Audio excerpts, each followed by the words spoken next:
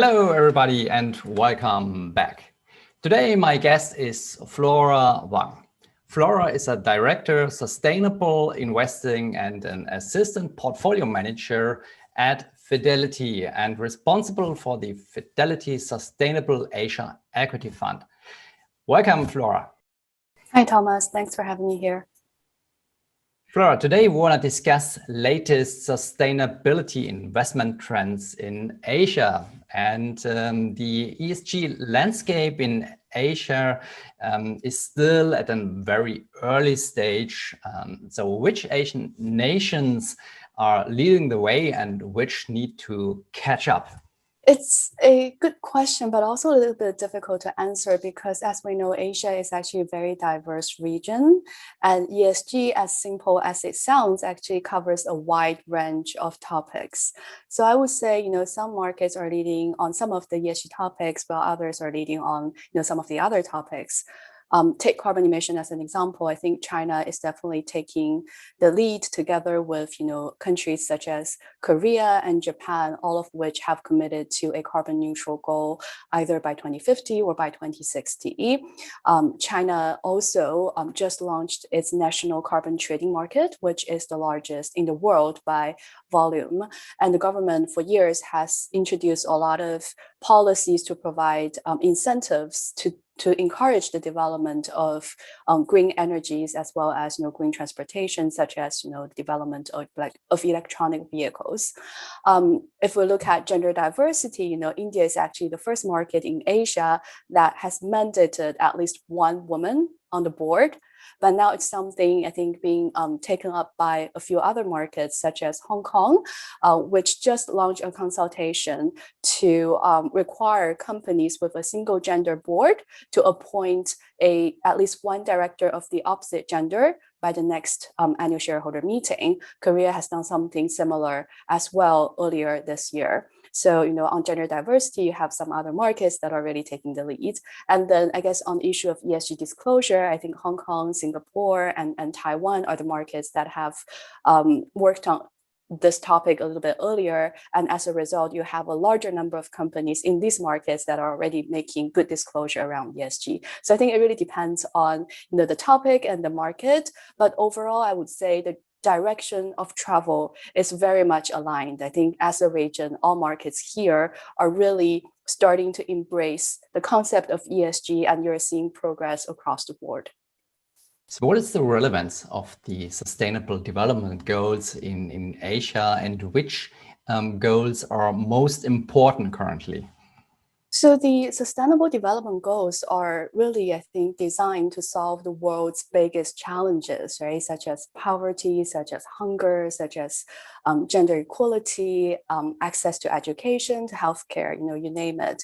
And these challenges, I think, are issues for which Asia actually is probably having a harder time with.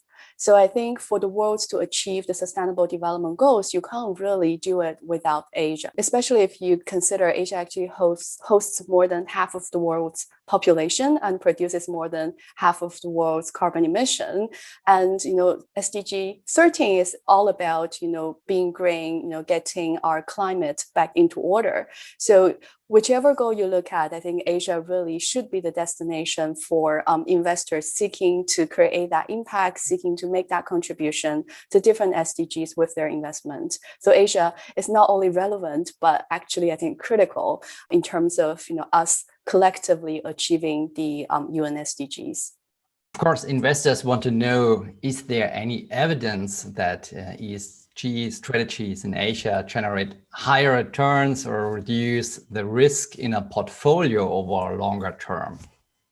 That is the perennial question, isn't it? And as a result, there has been plenty of research out there looking at the correlation between ESG performance and company financial performance, and also the correlation between ESG performance and investment returns, and also volatility. I think there is a meta study that actually looked at all the research that delved into this topic. If I remember it correctly, I think 95% of the research out there actually found a positive relationship between good ESG performance and good company performance and good investment return, or at least a non-negative. So I think at a minimum, we've got enough academic evidence to say that incorporating ESG is not going to hurt investment return. And there is a good chance that it can actually enhance your investment return.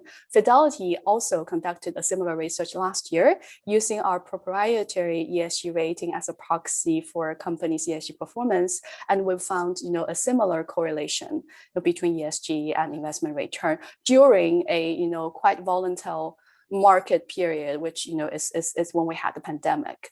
So I think the fact that we were still able to see that positive correlation during a very special period or very challenged period of time actually tells us ESG really underpins the resilience of companies. And I think that goes to your question on what's the relationship between ESG and volatility.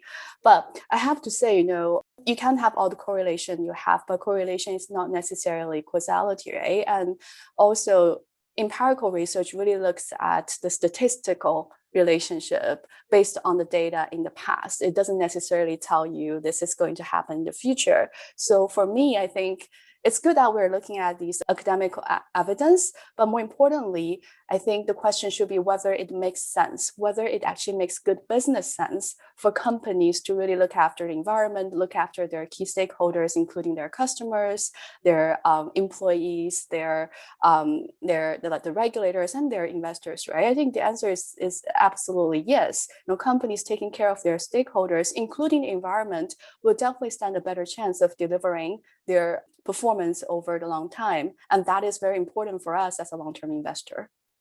What factors do you incorporate in your investment decisions, and how about gathering ESG data in Asia? It really depends on the company. So I think E&S, at least, is very sector specific. So the kind of environmental issues and social issues the company is exposed to will very much depend on what business it's in, right? So for a mining company, obviously, occupational health and safety, the environmental concerns is very important. But for a bank, how it finances businesses, what kind of ESG considerations it incorporate into its lending decisions will be something we look at quite closely when evaluating the sustainability practice of a bank. So, what factors we look at really depends on the company, and that really highlights, I think, the importance of understanding the business in order to do ESG integration effectively. We can't be doing ESG analysis on an isolated basis, talking about ESG for the sake of ESG. If we want to do ESG effectively, every company needs to be analyzed on its own, based on our understanding of its business, its development history, its plans for the future, and the people who are making the decisions for the company. And that's why I think at Fidelity, we really decided to get the core of Fidelity's assets, which is our sector analysts, to spend a meaningful chunk of their time to do ESG analysis for every company under their coverage, instead of outsourcing that ESG analysis to a third-party vendor or insourcing it to a specialized ESG team in-house. To us, true ESG integration has to be integrated with the sector analyst. And because of the approach we've taken, we can be company specific. What about sustainability goals? Are there any specific sustainability goals that you are pursuing with your fund? We look to invest in companies. Actually, we look to invest in two kinds of companies, broadly speaking. One is companies that are already doing really good on ESG. So these are what we call the ESG leaders. Of companies are what we call ESG improvers. So these are companies that are not doing so great today, but have expressed a genuine willingness to improve. And more importantly, have come up with a credible plan to achieve those ESG improvements over the medium to long term. And we see bigger potential of alpha generation as well as impact creation coming from this group of improvers, because as they deliver their improvement around ESG, market should be, re-rating these companies, and that's where you get that additional source of alpha generation. But at the same time, as they improve their, energy efficiency, water recycling rates, employee occupational health and safety, those in themselves are positive environmental and social impact that coming directly from the investment in these companies. We think as an investor, we would consider ourselves as a facilitator or catalyst for those impact, because by virtue of providing financing to these companies, we're enabling them to do what they aspire to do. But at the same time, we're also engaging with these companies on a regular basis, firstly, to share with them the experience and good practice we see at other companies and markets to help them improve better and more effectively, and also to check on them regularly to make sure that they are indeed making the progress they claim to be making. And if they fail to deliver that progress, that's when we will basically implement our exit strategy to say, hey, this company has failed to deliver the progress we thought they will be making. That's why, as a sustainable strategy, we will no longer be supporting them. How does your ESG approach affect the structure of your portfolio in terms of country and industry and holdings in comparison to our regular managed Asian equity portfolio? So we are actually a very much fundamental bottom-up strategy. So we evaluate the merits of every company on its own. We don't really take a top-down approach to say, in terms of sector allocation or market allocation, we aim to achieve a certain sort of mix. So the sector allocation and market allocation you see is purely an outcome of the individual stock selection decision. So I guess it's very hard for me to build that link between the stock selection to the actual outcome. But in terms of the stock selection decision, the ESG credentials of a company is a very important component of the inputs that goes into our decision making.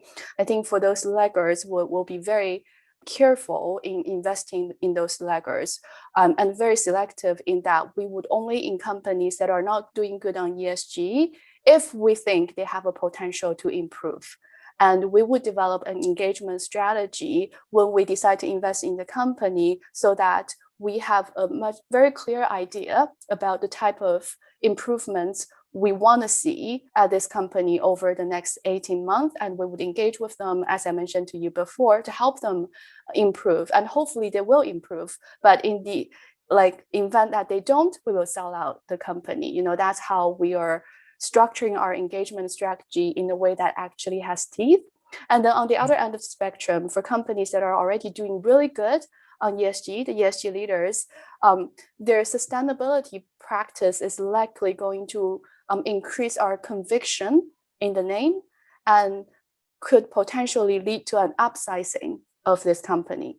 So that's how I think the ESG credentials actually impact the stock selection and position sizing of every single name in the fund. This was Flora Wang from Fidelity. Thank you very much, Flora, for being with us today and sharing your views. Thank you, Thomas. It's a pleasure.